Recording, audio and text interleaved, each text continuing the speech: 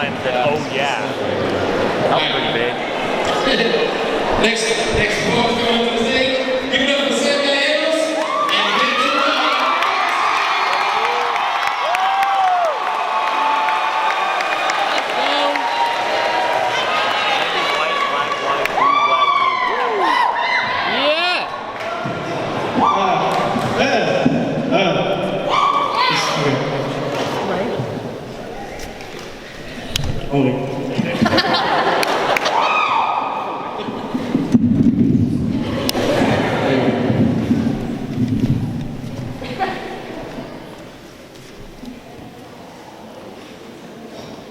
And we sit, time suspended in our still frame positions. Just waiting for our next moves to be made. Yes, we sit, time suspended in our still frame positions. With no words and no motives of our own. Though we think of the thoughts that we have. In fact, they all come from above. There are our options, our motives, our dreams. Or so they say, concrete, absolute, a still frame must fit. Yes, we sit on an assembly line. Assigned a mechanical meaning. Doctor, lawyer, lawyer, doctor, lawyer, doctor. Yes, we sit so silently, siphoning submission from unmerciful machines. It's a system, you see. Geared to make the very best. And at the start they say, you're unique, not like the rest, just so special in every single way. But how, might I ask, can we be so special when we are all doctors, lawyers, lawyers, doctors, lawyers, doctors? Yes, a system, you see. Set to be the hand below. With its fist so far up our ass that it holds our tongues, feeding us what we know. Yes, a system, you see. Set to be the hand above, set to make each and every step upon our path. With a right and a left, and a right and a left. Then a road set in stone and by design. Attached to these strings, we are in our still frame positions. Just puppets in their places with their picture-perfect faces that could break at any moment, but they won't. Because if we do not fit the mold, then we're broke. And there's some things in this world no glue can fix. Yes, suspended by some string, all it would take is a snip or bite or snap. To be the poet, the teacher, the writer, the musician that you were always meant to be.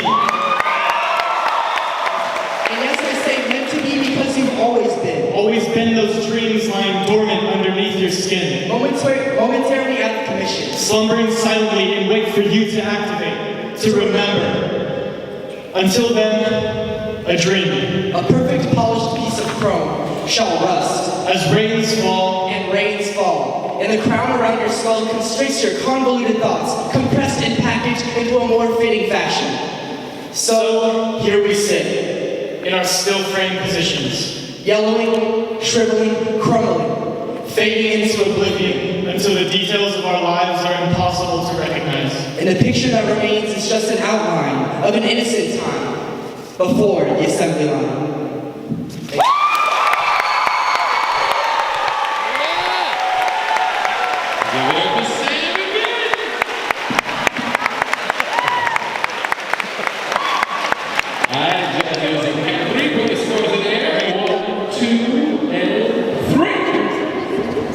From low to under, we have 8.5. We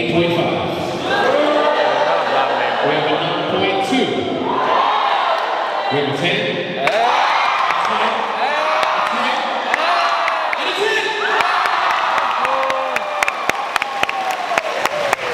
Come up to the stage, give it up for the Nabeala Salem. Y'all give it up for the Nabeala Salem.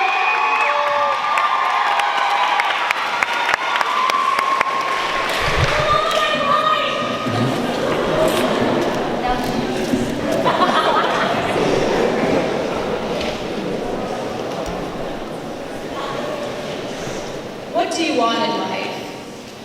This is a question like no other question. This is the mother of questions, constantly nagging, constantly asking, never allowing for you to forget the task that is placed upon your head, the task to decide what do you want in life. And some of you will say money. Others will say love, some will say health, maybe happiness. And I've always asked myself, what is it that I want in life? Well, I want to be able to walk around my school campus without the words Allahu Akbar thrown at me as if they were an insult. Because I love the fact that the beautiful Arabic words for God is great have become an emblem of terror. I want to be able to go to the grocery store without being stalked by a strange man who finds pleasure in questioning my ethnicity and then demanding where I'm really from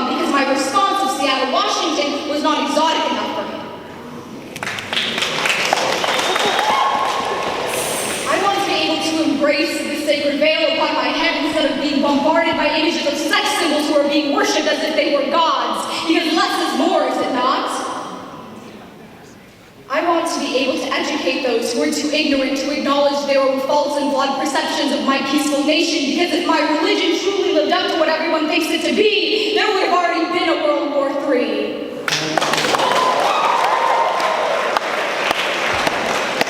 I want to be able to live peacefully amongst others in a place where the President of the United States does not despise the very foundation that shapes my life, but a wall had long been built dividing me from a nation which is too afraid to even look me in the eyes. I want to live in a world where children are taught love and respect, because as cliche as it sounds, all I witness is malevolence and disgust. Because an 11-year-old boy should not associate the word danger with the turban-bearing leader of a tranquil faith. Because a 5-year-old girl should not associate the word ugly with the melanin-touched skin of an African-American. Because I am appalled that these same children are under attack in their homes and their schools, yet their assailant is not worthy of the title terrorist if he does not look like one. Because news reports prefer the fair-skinned family photo over a dirty mugshot in an attempt to humanize the murderer responsible for taking not only millions of lives, but millions of souls. I want to live in a world where I wouldn't have to share this story.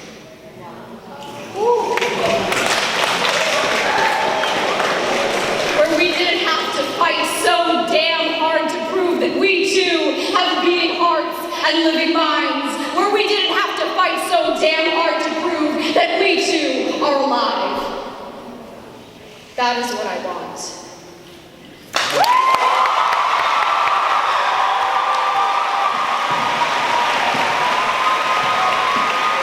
Give it up for Nabeala. Judges, on the count of 3, put the scores in the air. 1, 2, and 3. Next place score comes up. All right, from low to high, we have a 9.4.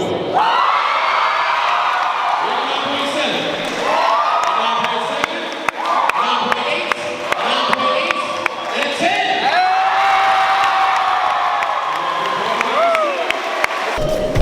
Thank you, David.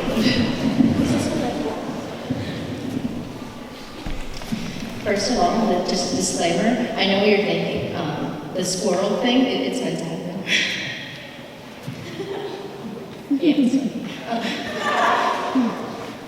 I asked my counselor for a list of CSUs, but she gave me a list of community colleges because it was more realistic. Oh yeah.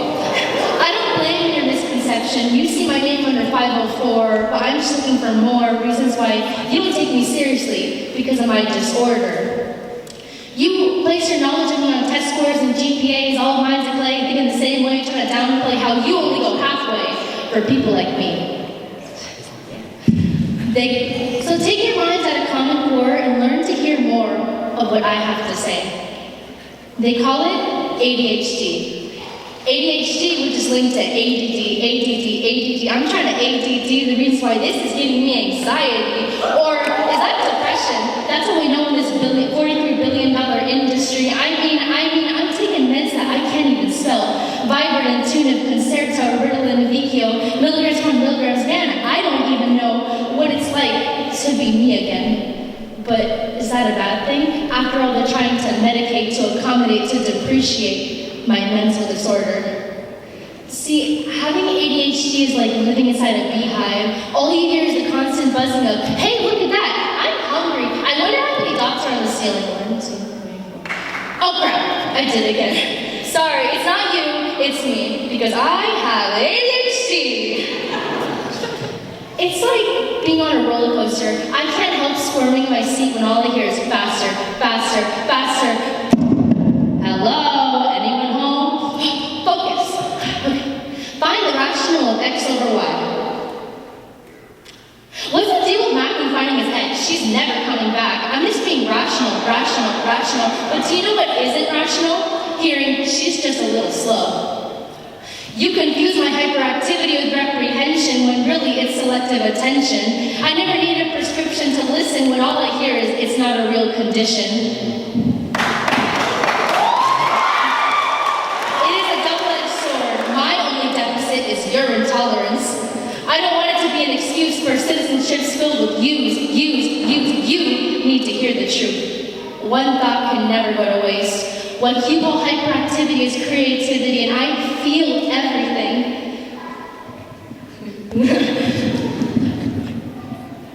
To be impulsive is to take risks, and there would be no music, no slam, no equality without taking risks. So it's not my fault that my mind is lightning speed. You just can't keep up.